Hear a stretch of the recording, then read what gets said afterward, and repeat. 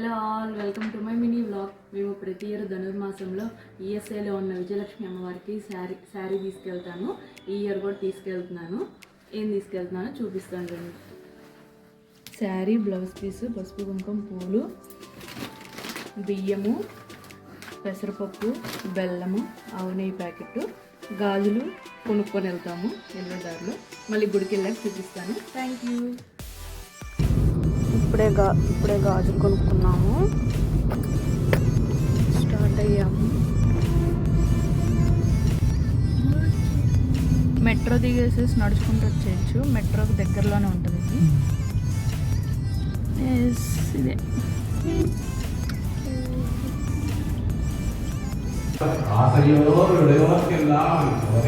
ఆశ కలిగి భగవంతుడిని పొందాలి అనేటటువంటి ఆశ కలిగినటువంటి వారందరికీ కూడా ఈ విషయాలన్నింటినీ కూడా కృప చేయాలి. ఆ పాదాలను నడుచుకుంటూ త్రివేంద్రుడాన్ని సేవించినటువంటి మహానుభావులు కఠినంగా చేస్తున్నవారు.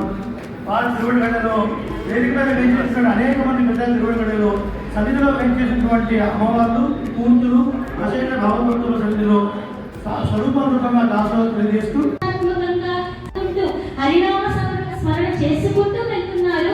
వారి యొక్క తిరుకోవిలి